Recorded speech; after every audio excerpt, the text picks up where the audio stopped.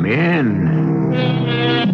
Welcome. I'm E.G. Marshall, master of these somewhat macabre ceremonies, which will illuminate darkly the next hour of your life. The executioner waits. He waits, we are taught, for those who commit evil. He waits for them patiently, secure in the knowledge that they must come to him in the end. But this was true of a more orderly, organized era. Today, the executioner still waits, but not only for the criminal. Patiently, calmly, he waits for any of us, for all of us. He could be waiting for you. He could be waiting for me. But why? What have we done? Who knows? Today, there are executioners who have reasons of their own. Mr. Weller? Hey, how did you get in here? Are you Mr. Arnold Weller? Yeah, I'm Arnold Weller. Couldn't do for me to be mistaken. I've come here to present you with a gift. Yeah? The most precious thing in all this world. It's called justice. I have come to give you justice. Hey, put away that gun. Are you crazy? Justice, Mr. Arnold Weller. I give you justice.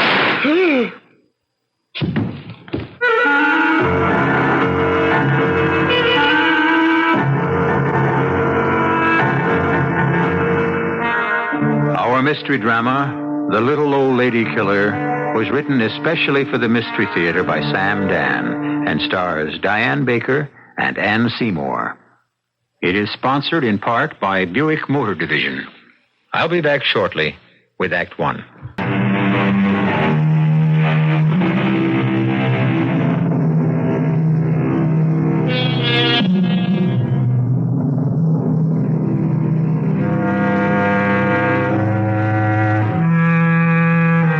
Some people die for serious reasons, and some people die for trivial reasons, and some people die for no reason at all.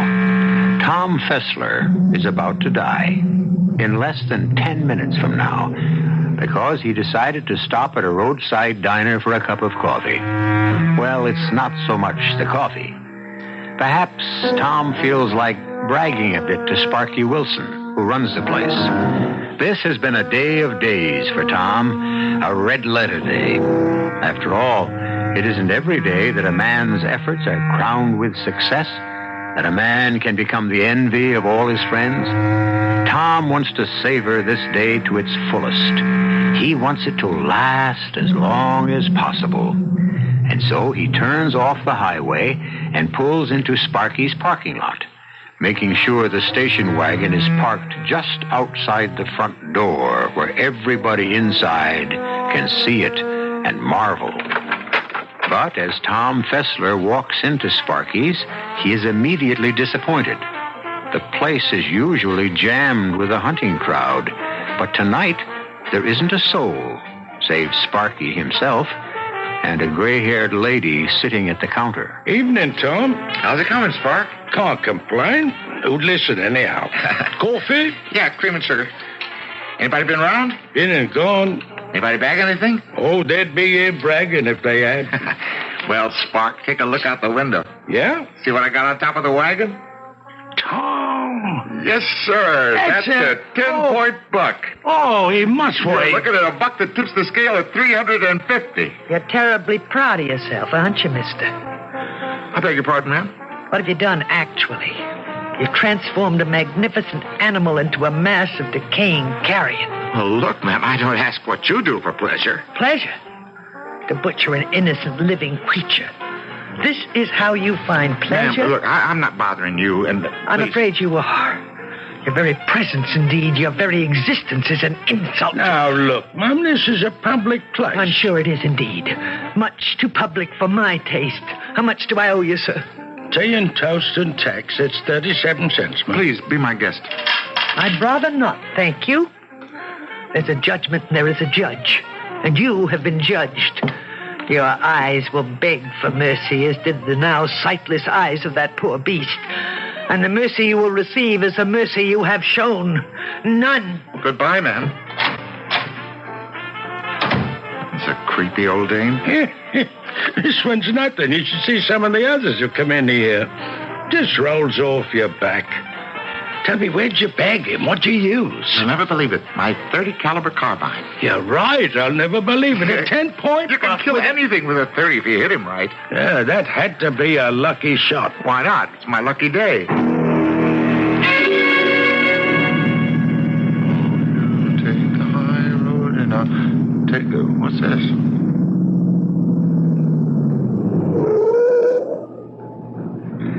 Thank you, sir. Thank you for stopping. Well, look who's here. Aren't you the lady that gave me that hard time back in the diner? My car, it simply won't go. Well, ma'am, if you ain't too proud to accept a hand from a killer of innocent animals... My car, it just won't go, and I'm stuck in the middle of absolutely nowhere. Okay, ma'am, you just hold on. Let me get my flashlight and take a peek under the hood.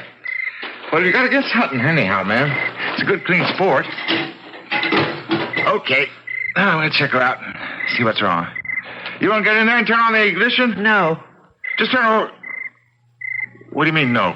I don't want to turn on the ignition just yet. Why not? Turn around. Huh? But that's a little pistol. Yes.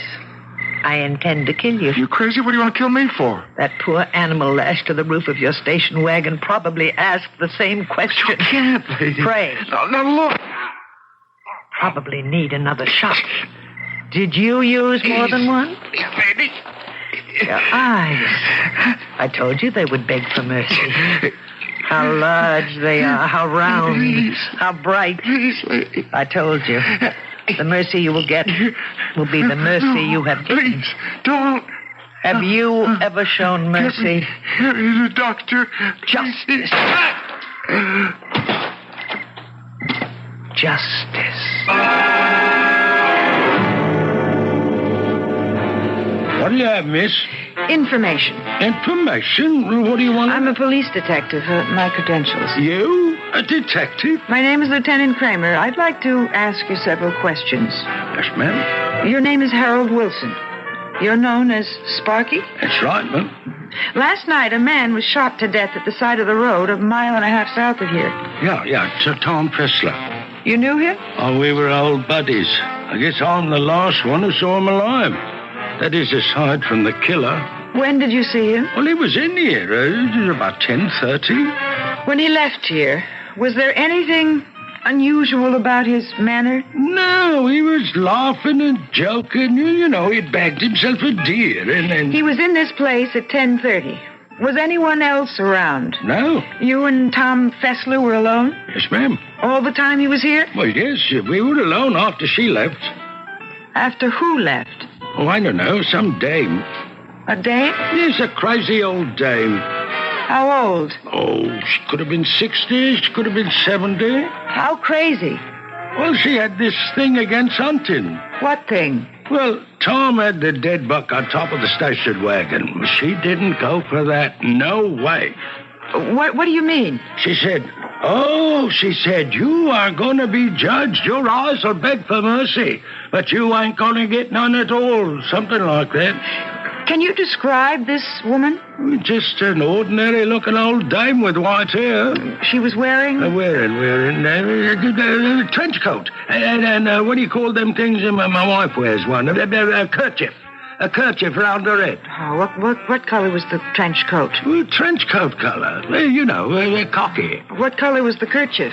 Well, it was blue. Yeah, kind of a bright blue. Yes. You'd never seen her before? No, I tried to keep nuts out of here. I don't mean nuts exactly. I'd starved to death. I mean the kind of nuts who starts fights. You didn't say she started a fight. She was going at it pretty good, you know. This and that and the other thing about butchering poor innocent animals. She walks out of here mad. How mad? Well, mad enough to kill somebody. Except she wouldn't do it. Why do you say that? Well, how could she? She's so dead set against killing. We know it was a woman, Inspector. Look, Louise, just because Fessler had a few words with an old dame back in the diner. Put the old lady aside for a moment. Look at the rest of it. It's late at night. He's got this dead animal on the roof of his car. Suddenly he stops. Why? You can see he was speeding by the skid marks. He pulls over to the shoulder. You can see the tire treads clearly in the dirt. And there was another car there, too, parked and waiting. How can you tell? They were tire marks. You can see what happened. A woman flagged him down. Why do you insist there was a woman? Well, he wouldn't have stopped for anyone else, given the lateness of the hour and his rush to get home. So, it's a woman in trouble. What kind of trouble? Car trouble. Well, that's good theorizing, Louise, but you need something solid or specific to support But it. I do have something solid, and it's in the report. What? Found at the scene. A flashlight with Fessler's name stamped on But it. that flashlight doesn't necessarily prove... Picture it, Inspector. A woman flags him down. She says she has car trouble. The normal thing for him to do is to take the flashlight so that he can look for it. From what we know about Fessler, he was a big-hearted guy. He might have also stopped to help out a man. The gun. What about the gun? A .22 caliber. It's not a man's gun. Oh, now, Louise, I know of guys who committed murder with those little pistols. But your average killer, who's a man, likes a good-sized weapon. It's all part of his psychosis. Now, go back to my little old lady in the diner. Yeah? She's basically afraid of guns, so she uses the smallest one possible. Why does it have to be your little old lady? Suppose she was young, good-looking. He fixes her car and says to her, "Now, wouldn't you like to thank me?" He forces her to thank him. With a couple of .22 caliber bullets. Yeah. But your young lady doesn't exist. My old lady was in the diner.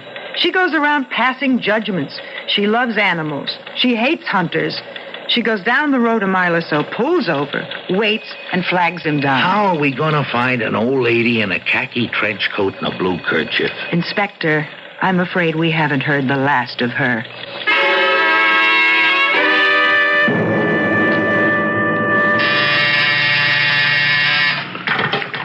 Hello? Who? Yeah, he can have credit. He's the kind of chump we're looking for. But you gotta let him win a couple of hands. One or two big pots, and he's hooked. I'll be out in a little bit. Sure. Good evening, Mr. Weller. Huh? Mr. Arnold Weller? How'd you get in here? We have some business to discuss. Look, lady, I don't know how you got in, but before I throw you out, let me wise you up. Hundreds of old dames like you come around beefing because their husbands lost money gambling in my joint. But it's legal. The place is legal. I got a license. My husband never gambles. Neither do I. Well, what do you want? What's your name? My name is Bernadette Cobb, Mrs. J. Martin Cobb. My consuming interest... Look, lady, I don't have time. You have time. You have all of eternity. Now, look, I don't want to be impolite, but beat it. Certainly. After I attend to my business. In my purse, I have a... Here it is. Hey, put that thing down. What are you pointing that gun at me for? I intend to kill you. Look, all I do is run a joint. People come here, they gamble. I don't force nobody. I don't care about this place, Mr. Weller. What place you talking about? I don't own any... The other place, Mr. Weller. The other place. What other place? Look, you got it all wrong. The other place. The other barbaric, sadistic, fiendish, infernal place. No, don't. Please. I'll give you some dough. And I'll give you justice. Justice.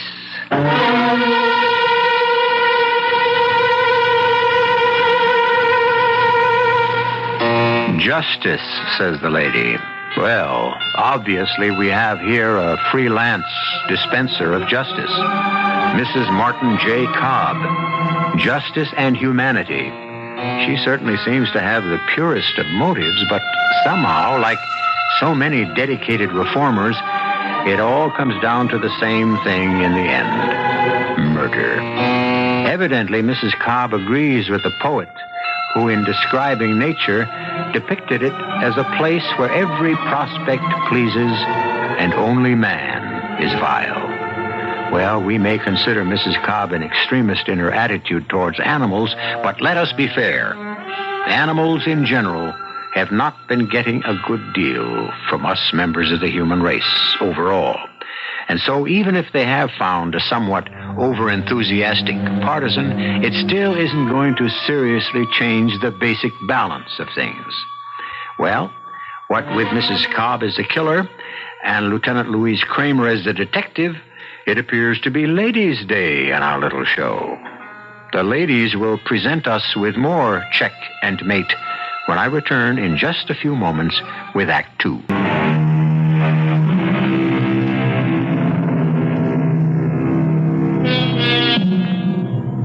Wasn't it one of our outstanding men of letters, Mr. Henry David Thoreau, who said, "If a man does not keep pace with his companions, perhaps it's because he hears a different drummer. Let him step to the music he hears."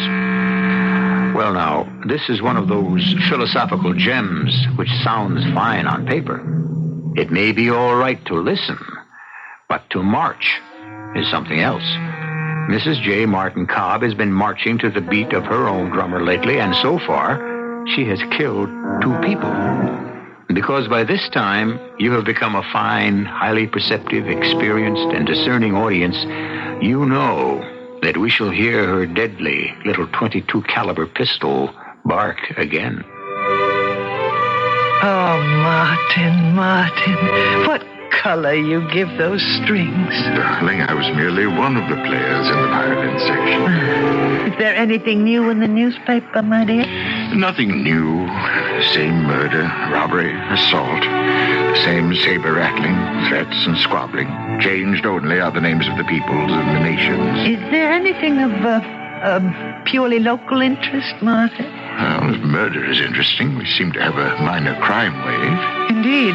You recall a hunter shot to death last week? I consider that supreme and sublime justice, a hunter. Now, dear, you must not take on so at the mere mention of the word hunter. If it weren't for the stupidity and arrogance and carelessness of a depraved hunter, you would not be condemned to spend the rest of your life in a wheelchair. Darling, the man meant no harm. I should have known better than to stroll through the woods during the height of the deer season. That's what I mean, Martin. You had no right to stroll peacefully, but he had the right to stalk and kill. At any rate, the same person who killed the hunter killed a rather unsavory individual named Arnold Weller. How do the police know that? They have scientific tests of one sort or another which reveal that the bullets were fired from the same gun. And do the police have any idea as to who the murderer might be? According to the newspaper, they're following certain significant leads, which is another way of saying that they're completely in the dark. These 2 victims of no great loss to civilized society. Well, the hunter wasn't a bad fellow, according to the press. Thoroughly depraved. You should have seen that poor dead beast slung across the top of his car. Darling, you talk as if you actually had seen it. Well, I've read the description and, well, my vivid imagination. Mm-hmm. The latest one, he was a professional gambler. He operated a rather questionable establishment. He also did other things. What do you mean? Well, I assume he did other things. My dear, you become much too emotional about these sensational crimes. I don't think we'd better even discuss them anymore. They're too traumatic for a person of your delicate nature. Well, Louise, how do you square your little old lady with Arnold Weller? Inspector, there has to be a connection. Show me. Your own reports, you can't find any link between Fessler and Weller. You can't even find any evidence that Arnold Weller ever hunted. I'm convinced that my old lady killed Tom Fessler. But with Arnold Weller, your cruelty to animals premise goes out the window. And without that, you don't even have the little old lady. I know why she could have killed Fessler. I agree, but why should she kill Arnold Weller? He didn't hunt or fish. He never even owned a cat or dog. He was never involved with animals in any way, shape, or form. That we know of, Inspector Farley. That we know of.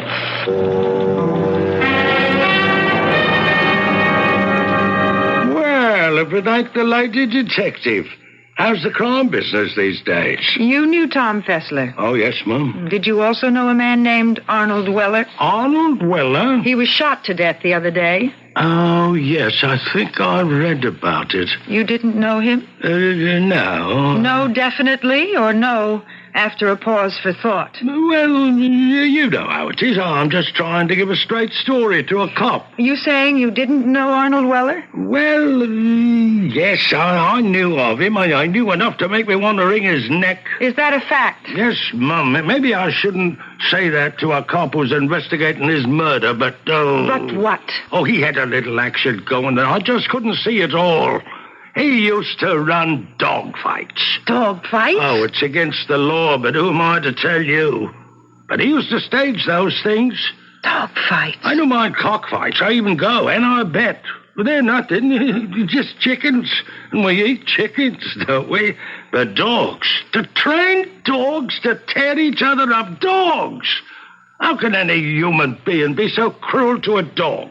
And he would stage dog fights? Oh, he had this big bar not far from the intersection 8 off the turnpike. I'm surprised the cops never tumbled. Well, thank you. Thank you very much, Mr. Wilson. But I don't know what for, Lieutenant, but you're welcome. Inspector, my old lady is right back in. The cruelty to animals angle is back in. She killed him because he ran dog fights? That's right, Inspector. I don't know, Louise. You can take a premise and run it halfway to the moon. What else have we got? Nothing. I realize it's embarrassing. What's embarrassing? The fact that such an illegal activity was flourishing within the city limits. Well, it's not embarrassing to me. Let the uniform guys worry. Well, how about the little old lady now? Do you realize how many white-haired old ladies there can be who wear trench coats and blue kerchiefs? And carry .22 caliber pistols? Well, suppose she isn't carrying it at that time. Thin lips, too. All right, Louise. It'll go out to every station house in the city.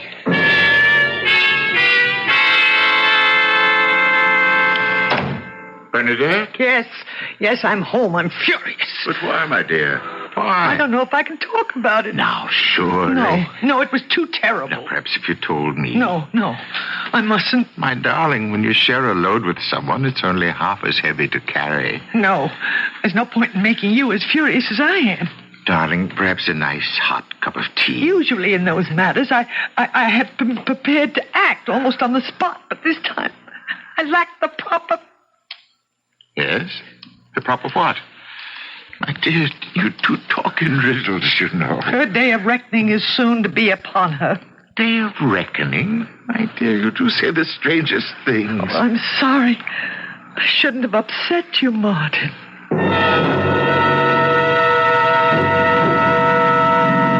Here it is. Staunton Road. Nice, quiet, deserted. Number 427, 425, and this should be 423. The name in the mailbox says Harris. Right. And we shall go around the back way, summon her to the back door, and... Aha! There's the dear girl hanging up the clothes. Mrs. Harris? She doesn't hear me. Wait. It's better that she doesn't hear me, because if she heard me, she'd turn down her transistor radio. And in that case, someone might possibly hear the shot. No, this way. I am hidden by the trees in her yard, and the shot will be masked by the sound of the music. So, Mrs. Harris, Mabel Harris, I say to you, justice. Justice. I don't know, Louise. We may have your old lady. Who is she, Inspector? If she's your old lady, her name is Mrs. J. Martin Cobb. Who found her? A very smart young rookie cop. He saw this old lady going into an apartment house on his beat. He stared at her because she was wearing the blue kerchief and a khaki trench coat, see? All right. It seemed to him she was uncomfortable just because he was looking at her. I understand. It's that extra sense every good cop develops, but he must have been born with it. Well, he remembered. He'd seen her come in and out of the house dressed just that way, but the next time he saw her, after he gave her the once-over, she dressed differently. How differently? Blue coat instead of a trench coat, and no more kerchief. And she even had a different hair color. It's if she's on to something. Oh, let me get Sparky Wilson. Do you want to be in on it, Inspector? Something tells me I'd better.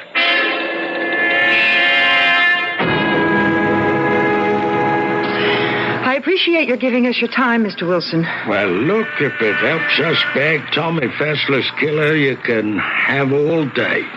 Look through the windshield. Look at the people coming toward you.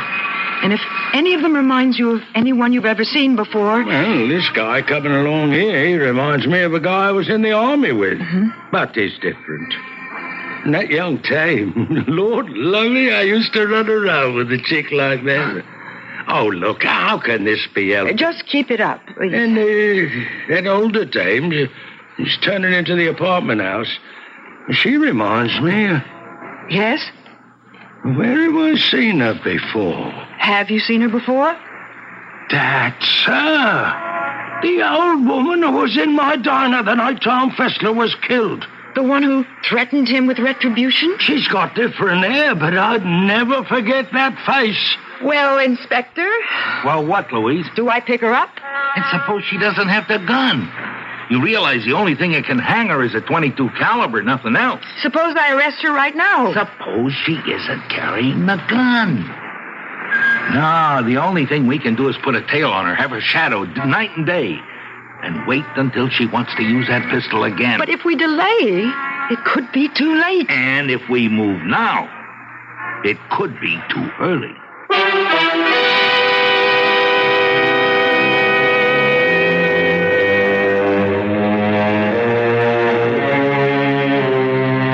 Timing, as most people would agree, can be the most important thing in life, and in death, too. For all of Lieutenant Kramer's insight, and for all of Inspector Farley's experience, these two, unfortunately, don't know what we know.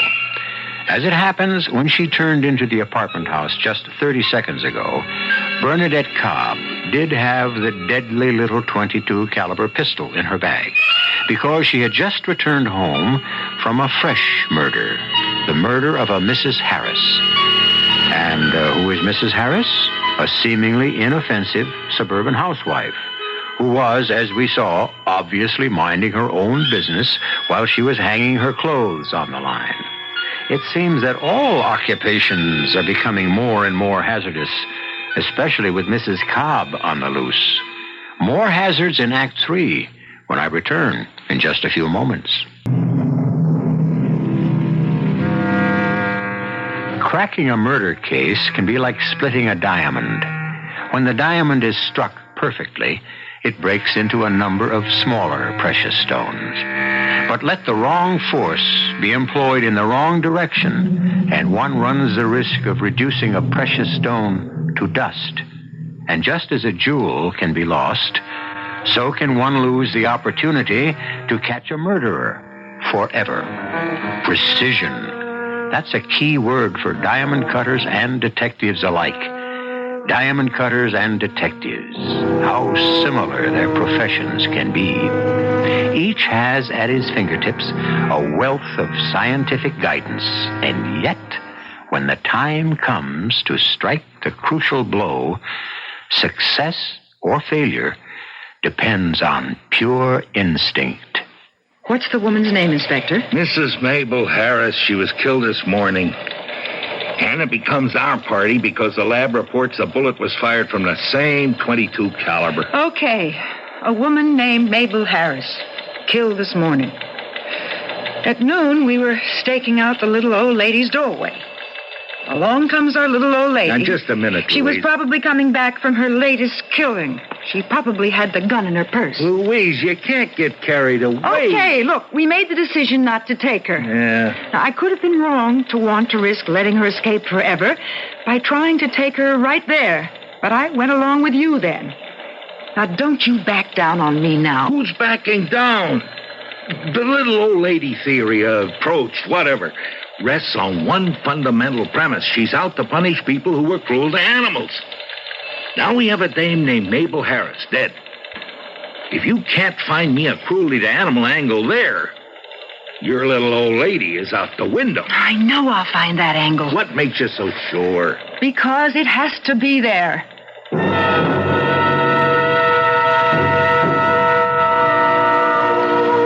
Bernadette? Yes, Martin, my dear. Is everything all right? Of course. Are you sure? My darling, why do you ask? Because you seem so out of sorts lately. Oh? Do I?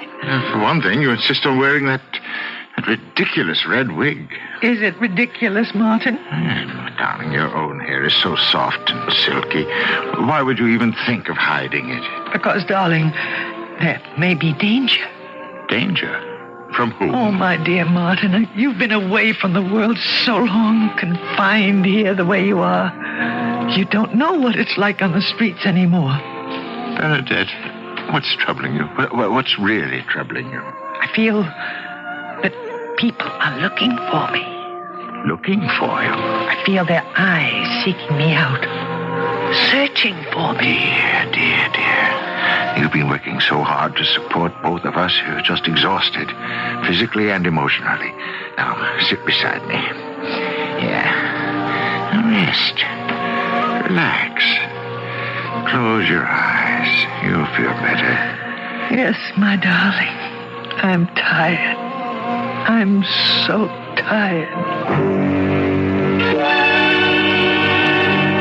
Mr. Harris, did your wife have any enemies that you knew of? Enemies? Mabel with enemies? Everybody loved Mabel. A woman, kind, loving, generous woman, hanging up her clothes in her own backyard. Some depraved, subhuman Mr. Harris, beast. just answer one question. How did your wife feel about animals? Inspector, is this woman for real? How can anybody in their right mind ask a question like that at a time like this? Do you suppose you could answer it? Mabel loved them. A stray dog couldn't walk down the street, but she'd give him something to eat. What do you mean by that question? She made a mistake. One very, very unfortunate mistake. But it was an honest mistake. You don't know how sick that mistake made her. What mistake? Well, that's why when this lieutenant asked a question about animals, it was as if she was trying to make poor Mabel be some kind of a monster. I'm afraid I don't know what you're talking about. Genghis Khan. Genghis Khan? Her big Doberman pinscher. He was big, mean-looking, and that's why she called him Genghis Khan. But he was really very gentle. Yeah? Yeah, he'd been sort of out of sorts. A couple of days ago, she thought she might drop by the vet. Well, she had some shopping to do first, and so she stopped off at the supermarket. Yeah. And she parked in the lot. You know, the heat wave we've been having. Well, they got this law about how you can't bring dogs into the supermarket, you know? Yeah, I know. So she left him. She had to leave him in the car. Well, she never does this.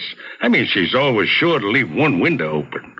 But that day, she just wasn't thinking. Maybe being sick and all, Genghis was so quiet she may have forgotten he was inside. But she closed all the windows. Oh. And she ran into some people she knew, and you know how women are, they can gab about nothing for hours. It was a terrible hot day, and the sun boiled down the inside of the car, and after a while there was a commotion out on the lot. Some people must have noticed a dog just lying on the seat. He was a big dog. Yeah, go on, Mr. Harris. He was dead. And people were angry. And they were saying, find the owner of that dog and that person should be arrested. And Mabel, she remembered she told me there was one old lady there who was shouting, the person who owns that dog should be shot. A little old lady.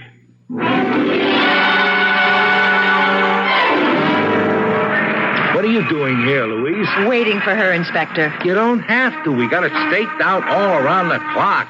Collins and O'Neill are on watch now. I want her, and I'm not taking any chances. Louise, you're a lieutenant. This isn't your kind of work. Look, I'm on my own time, Inspector.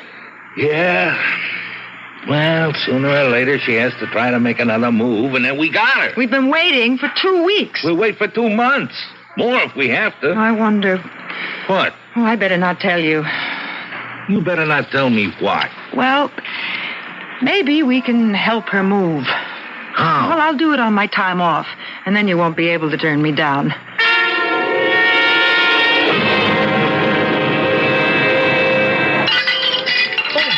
Darn. Darling, you're so nervous. That was one of the few plates we have left from our wedding.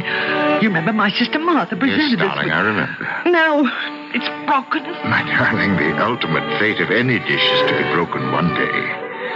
Now, tell me, why are you so nervous? What's upsetting you? Darling, I'm very much concerned. Oh, no, Martin. We can't afford to have you... Please, listen, dear. I was looking in the desk drawer a few days ago. Martin, that's my desk. I didn't mean to pry, but Martha had called and asked for Millicent's address, and I thought you kept your little book there.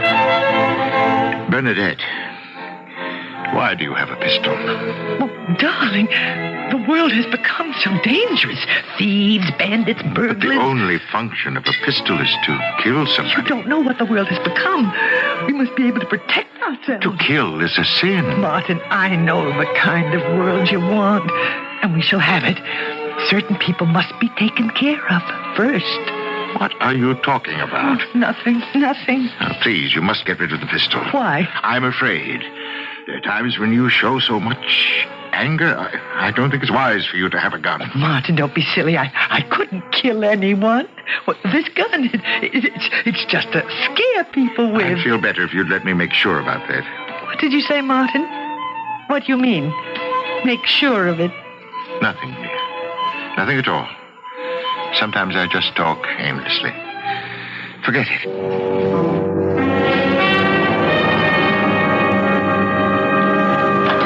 Oh, excuse me, ma'am. Would you know the price of this cocoa? It's marked on the side. Oh, of course.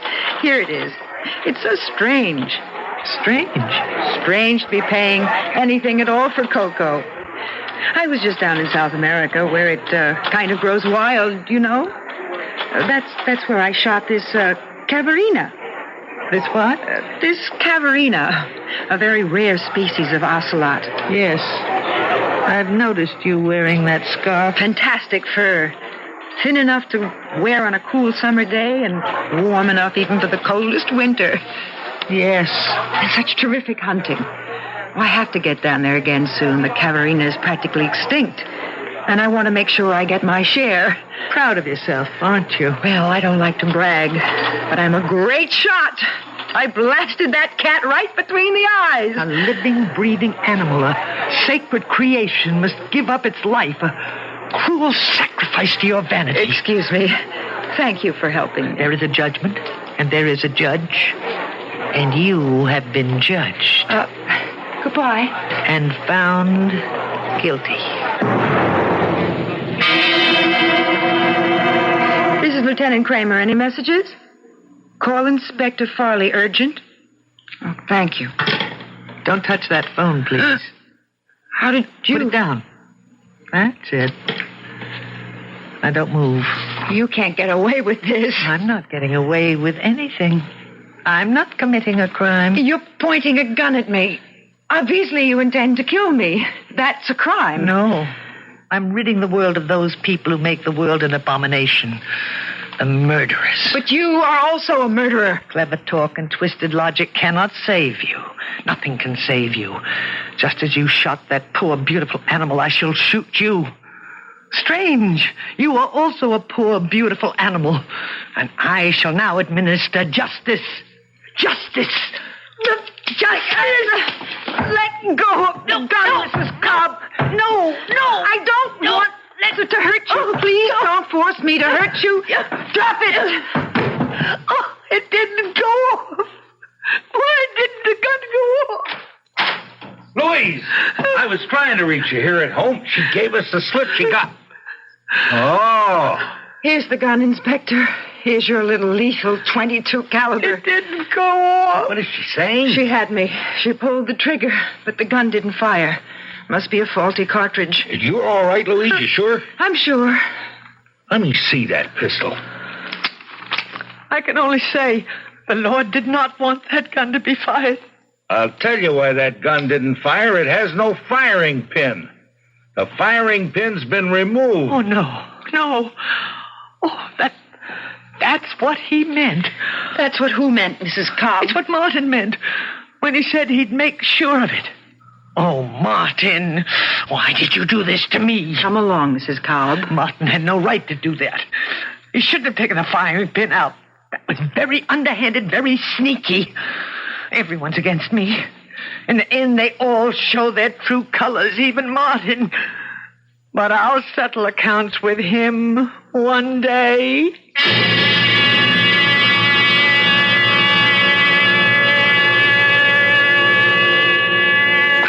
Eventually, I think she forgave Martin. As you might suspect, the little old lady killer has been committed to an institution. And since Martin would be all alone in the world, he lives there too and helps take care of her. However, it's hard to say. She could be biding her time and awaiting her opportunity, as are so many other people, all of whom are certainly acting from the purest of motives. What a world it used to be, that only demons and devils and the blackest-hearted villains were the killers. But what do you know?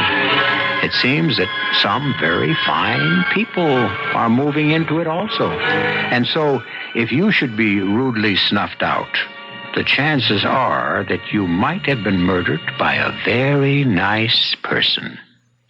I shall return shortly.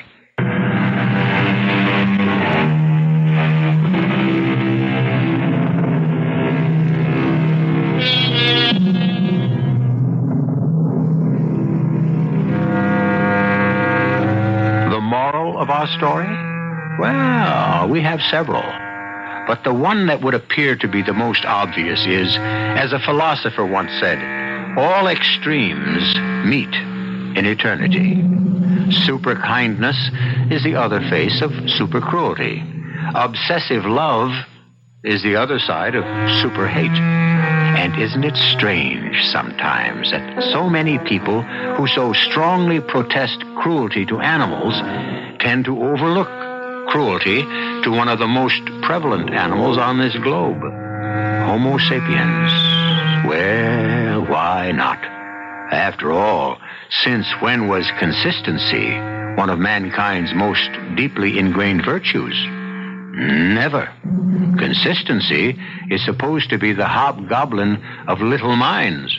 Therefore, all of you, the only consistency that has any real value is the consistency of listening to our broadcasts here 7 times each week. Our cast included Diane Baker, Ann Seymour, Alan Reed, Marvin Miller, and Barry Kroger. The entire production was under the direction of Hyman Brown. And now, a preview of our next tale. I'm not a person. I'm a commodity. Oh, why can't you all just leave me alone? To be what? To be a... I don't know what.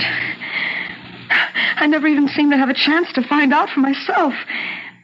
To be Marcy Gerstenberg, first off, I guess. After this picture, Marcy Gerstenberg will no longer exist. There will only be Marcy Herrick. And if I don't want to be Marcy Herrick? Pretty hard to escape. There's also one contract I don't think you could break. What? An unwritten one. It's with a very sick lady in the hospital. Mom? Your mother, who's going to have open heart surgery. Very expensive surgery. Don't. This is E.G. Marshall inviting you to return to our Mystery Theater for another adventure in the macabre. Until next time, pleasant dreams.